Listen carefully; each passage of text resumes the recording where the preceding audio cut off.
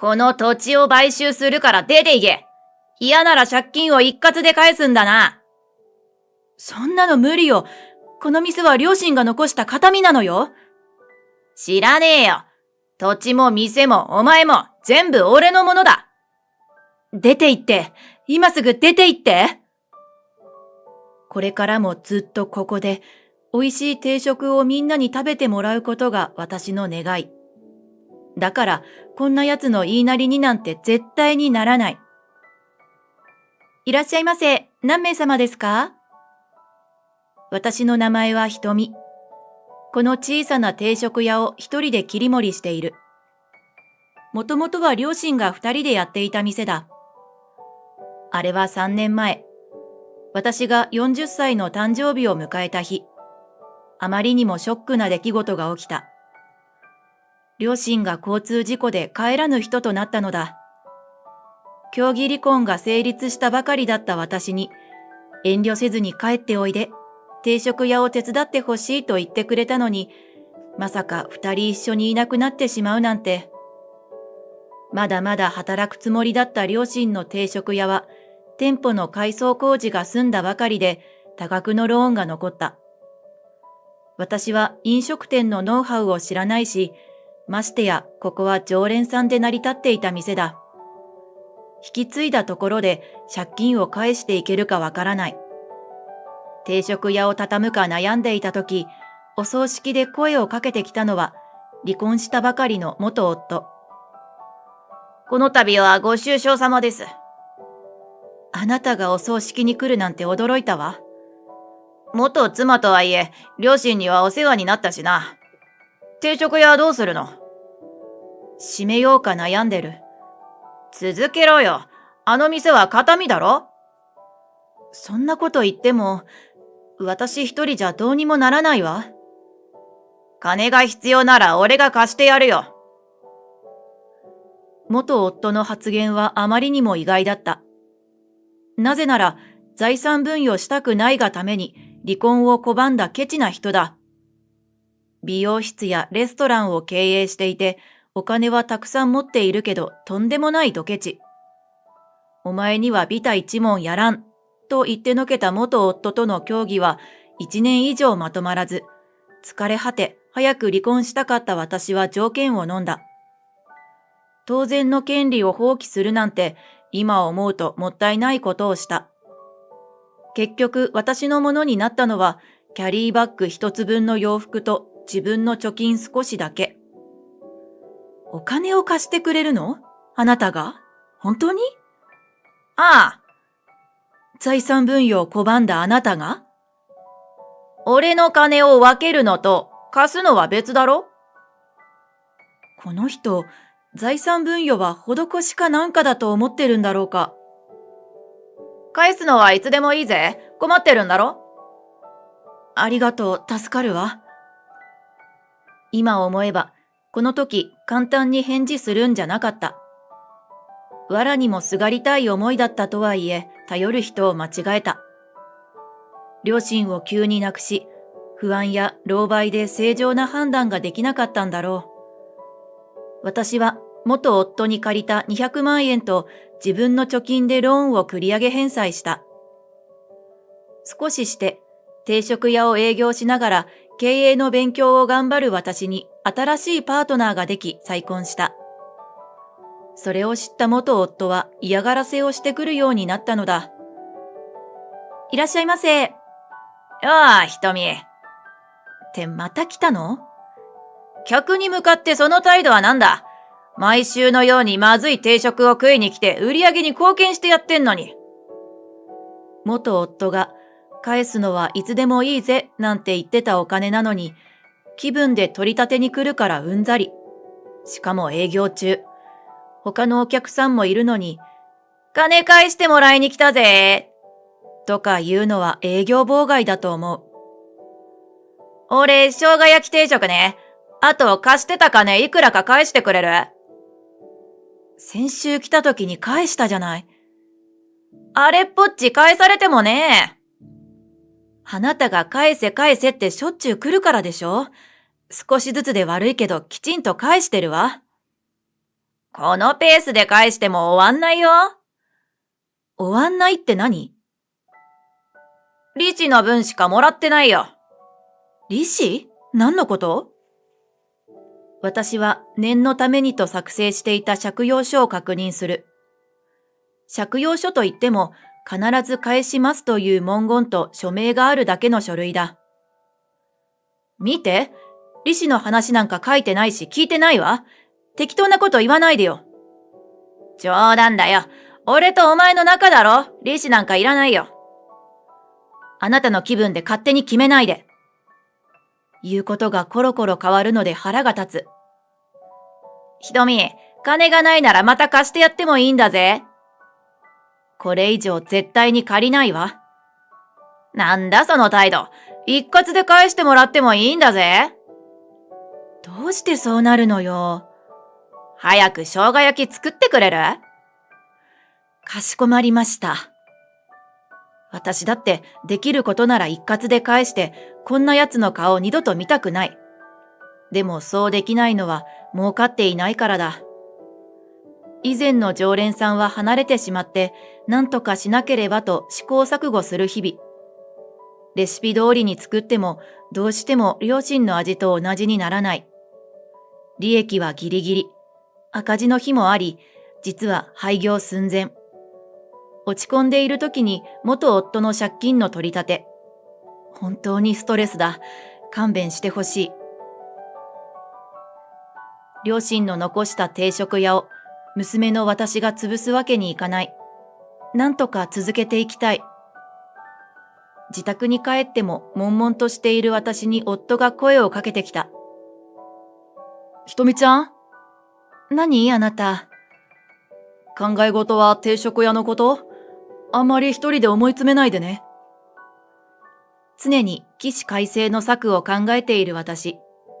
心配されるほど考え込んでしまうなんて反省だ。俺でよかったら話聞くから無理しないでね。うん、ありがとう。借金を理不尽に取り立てられているとはさすがに言いづらい。けど隠し事は良くないな。早くお金を返して元夫とのつながりは切ってしまおう。1ヶ月後、私は一か八かの勝負に出た。赤字覚悟で大盛り定食を提供し、話題にしてみるのはどうかと思ったのだ。ターゲットはたくさん食べたい若い人たち。うまくいけば通ってもらえるはず。ご飯もおかずも大盛り。自信のある方は完食無料のチャレンジメニューもご用意してます。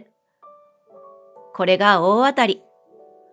連日、働き盛りのサラリーマンや若者で満席だ。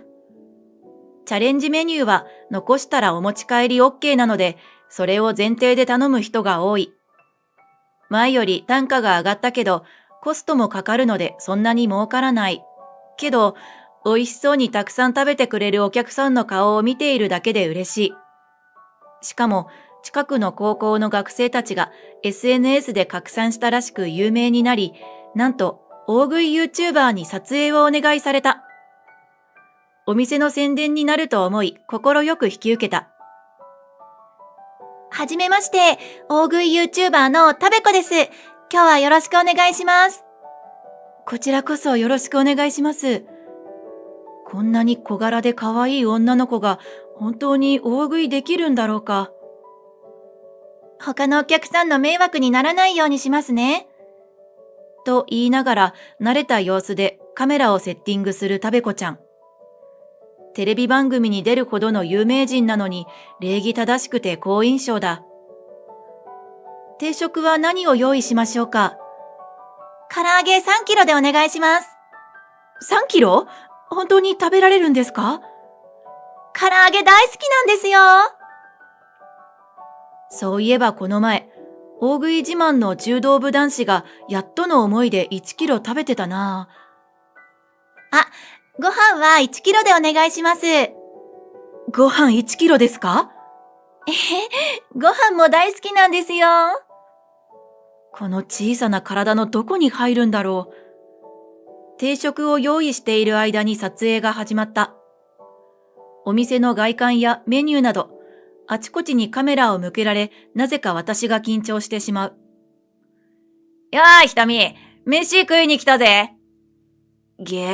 なんでこんな時に元夫が来るの？今撮影してるの。邪魔しないでね。撮影？大食い YouTuber のたべこじゃん。知ってるの？サインもらおうっと。やめてよ。撮影中に迷惑でしょ？私たちの様子に気づいたたべこちゃんは嫌な顔一つせず、元夫に握手とサインをしてくれた。食事が始まると、美味しい！こんなに美味しい唐揚げがあるとは！と言いながら唐揚げ3キロ、ご飯1キロに味噌汁をおかわりした。すごい。本当に全部食べちゃった。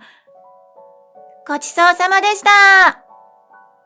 撮影が終わり、片付けをしているとき、最高のエンターテイナーだと元夫が興奮しながら言った。感動した。ブラボー。実は俺、近所でレストランを経営してるんだ。俺の店でも大食いしてくれない？遠慮のない元夫に、いきなり言われてもちょっと困ります。と答えるたべこちゃん。こんな小さな定食屋と違って、俺の店は高級店だから、大食いメニューなんかないんだけど、たべこのためなら用意しちゃうぜ。ちょっと、いきなり失礼でしょ？うるせえな。金も返さない奴は黙ってろ。今それは関係ないじゃない。ここでお会いしたのも縁ですし、いいですよ。そちらのレストランで大食いします。ほんと？やった！そんな。私にどうこう言う権利はないけど、なんだか悔しい。せっかく私の店に来てくれたのにどうしてこうなるの？じゃあ、美味しいコース料理を大盛りで用意するぜ。俺が食材から味付けまで全て仕切ってるんだ。楽しみにしてくれよ。はーい。楽しそうに店を出る二人。もやもやしていてもしょうがない。私は一生懸命働くだけよ。それからさらに1ヶ月後。大食い動画が公開されると、定食屋は行列ができるほど忙しくなった。たべこちゃんが美味しそうに食べる動画を見たお客さんがこぞって注文するのは、やっぱり大盛り唐揚げ。お持ち帰りの注文もひっきりなしで、私は嬉しい悲鳴を上げている。そんなある日、お客さんが全員帰り、片付けをしているとき。やあ、ひとみ。元夫。繁盛してて羨ましいぜ。すっかり人気店だな。もう営業は終わりよ。勝手に入ってこないで。おいおい、俺は関係者だろ？なんたって金を貸してやってるんだから。いい加減にしてよ。これだけ客が入るなら、まあまあだな。場所もいいし、これからもっと儲かるに違いない。何言ってるの？決めたんだ。俺はこの土地を買収するから出て行け。は？店も建て替え、俺のレストランの2号店にする。あの大食い YouTuber に宣伝してもらえばもっと儲かるぞ。勝手なこと言わないで。嫌なら借りてた金を一括で返すんだな。そんなの無理よ。できないんなら、ここは俺のものだ。あなたが言ったんでしょ？この店は両親が残した形見だって。瞳は俺の新しい店で雇ってやるよ。は？いい話だろ？給料もたくさんやる。すぐに今の旦那より俺の方がいいってわかるぞ。何言ってるのこいつ。夫と張り合ってるの？大盛りというアイデアでせっかく繁盛したというのに、それを土地ごと奪おうだなんて。絶対にお断りよ。じゃあ金を一括で返せ。一括は、無理。じゃあわかるな。土地も店もお前も俺のものだ。出て行って。今すぐ出て行って。元夫を無理やり追い出して店に鍵をかける。もう無理だわ。自分一人で抱えるには限界を感じた私は、今の夫に相談することにした。話を聞いて、怒ったような困ったような顔の夫。そりゃそうだよね。黙っていてごめんなさい。ひとみちゃん、どうしてもっと早く言わなかったの？結婚前のことで心配かけたくなかったの。でも言うべきだったわ。ごめんなさい。ひとみちゃんの気持ちもわかるよ。でも僕を頼りにしてよ。ありがとう。でも、借りてたお金を全額返したところで嫌がらせをやめるとは限らないし。そうなのよ。まだ何も解決してないけど、夫に話せたことで気持ちが軽くなった気がする。すると急に怒りが湧いてきた。絶対にあんな奴の言うこと聞きたくない。人の大切なものを平気で踏みにじるなんて許さない。僕も同じ気持ちだよ。もう関わってほしくない。あの男が付きまとっていたら絶対に平穏は訪れない。ギャフンと言わせてやる。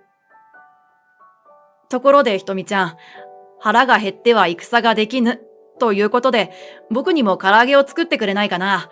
たくさん食べたいから大盛りでお願い。食べきれなかった分は明日職場に持ってくからいっぱい作ってね。いいけど、急にどうしたの？唐揚げがあれば反撃する力になると思うんだ。わかったわ。これからもずっと食べてもらいたい。夫にもお客さんにも。そう思いながら心を込めて唐揚げをあげた。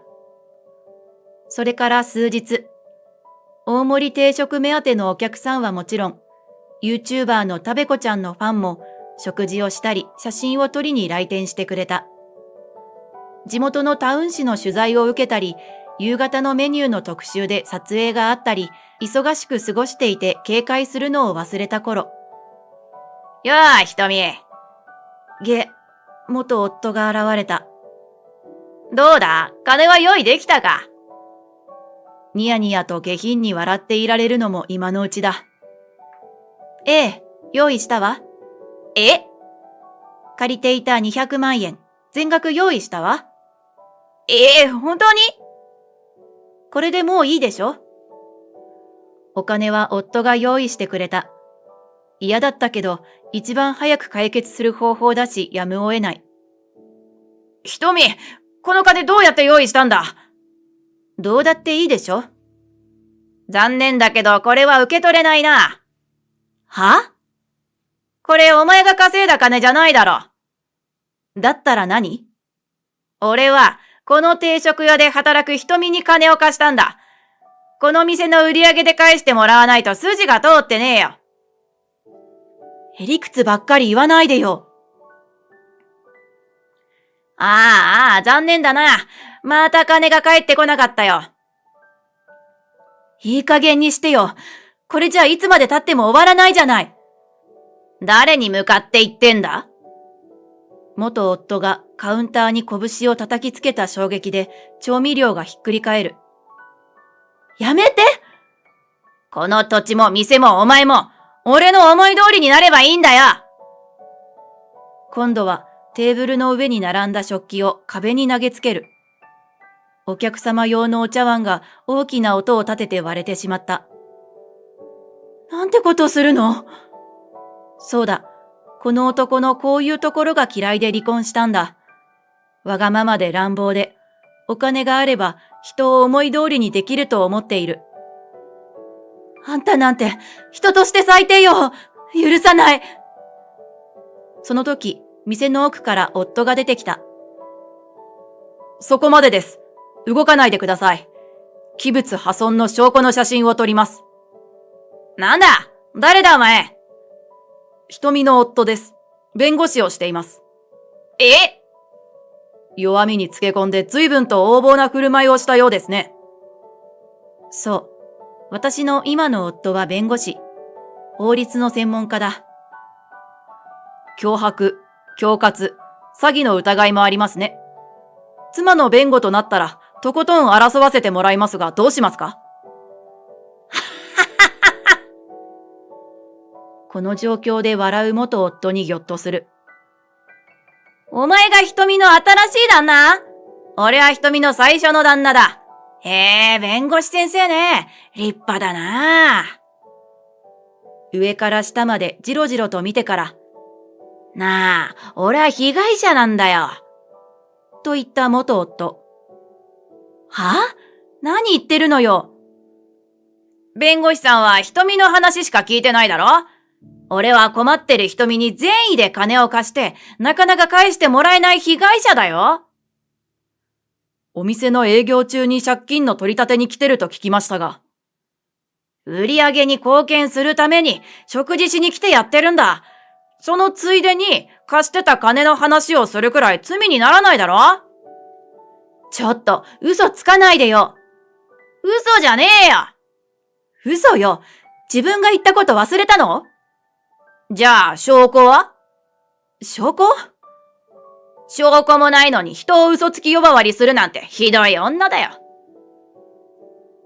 さっきあなたが店で暴れた証拠は残っていますが、これは認めますか？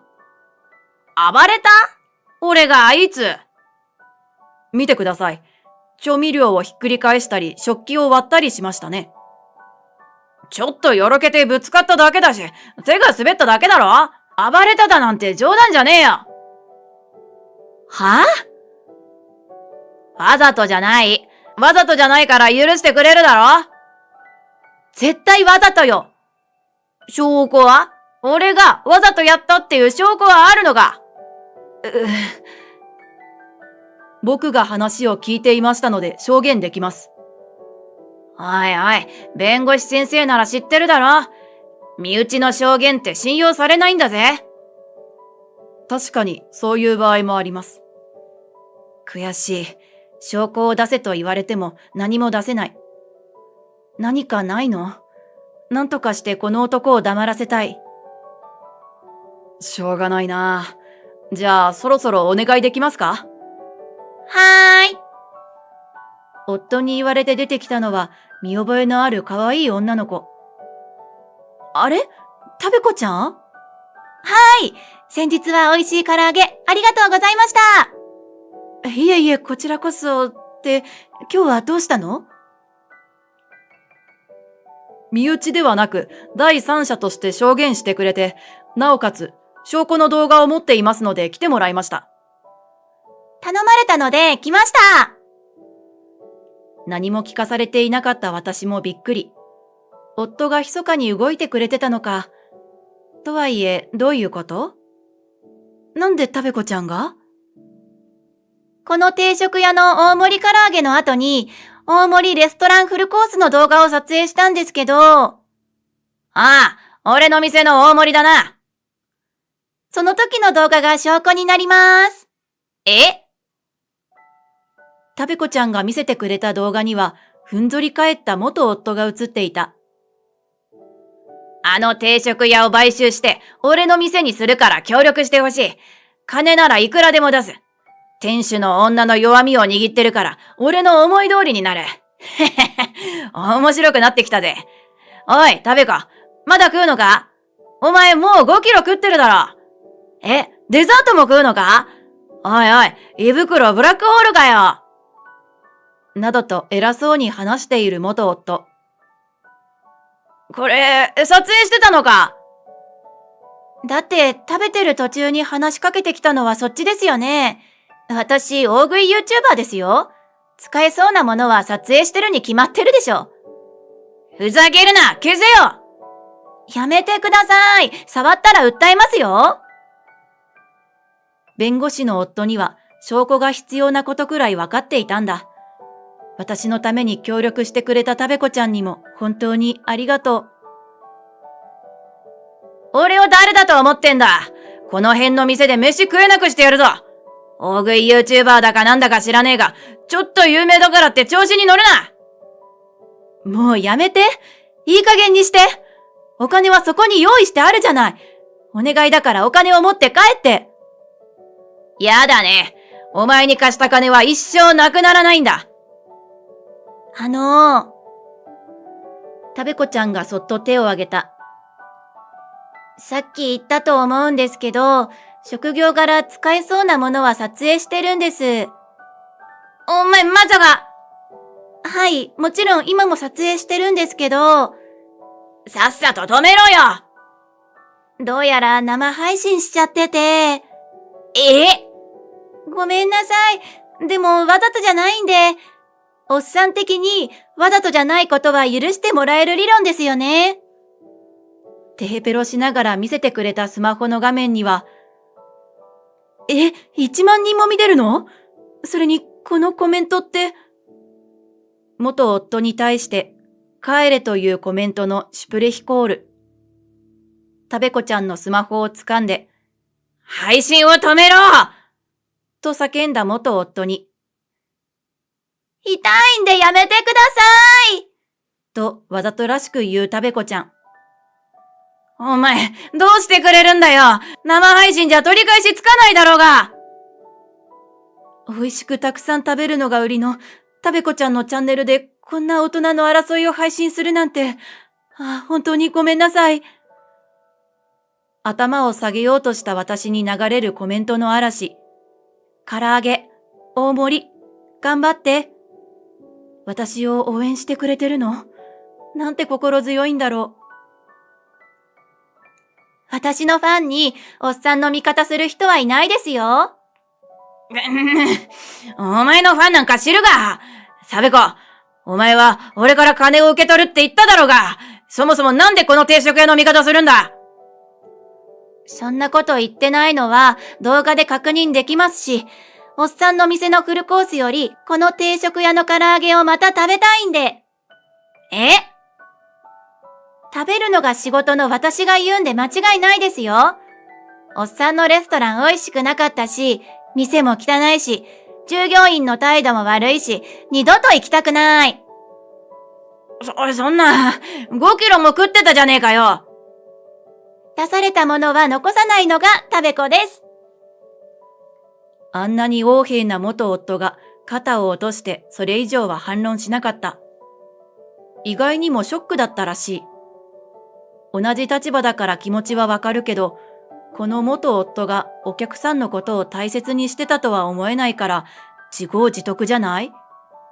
帰ろうとする元夫を引き止め、これを持って、と200万円を持たせ、その隣で私は借用書を破り捨てた。なんだって言うんだ。証拠を残してるのよ。はい、きちんと動画撮りました。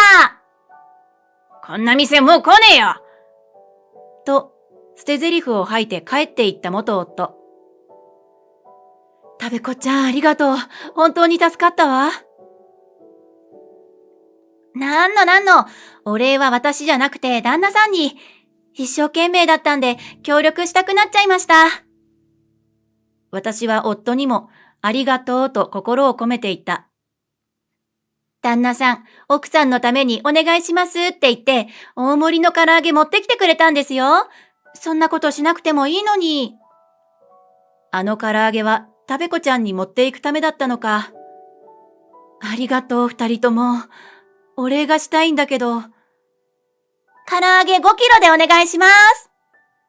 たった5キロでいいの？任せて。それを食べる動画も撮ります。もちろん大歓迎。また忙しくなりそうだ。その後、元夫のレストランは閉店したらしい。そもそもあの人って好き嫌いが多くて、痺れるほどしょっぱい味付けが好きな味音痴。美味しくないのは当たり前だったのかも。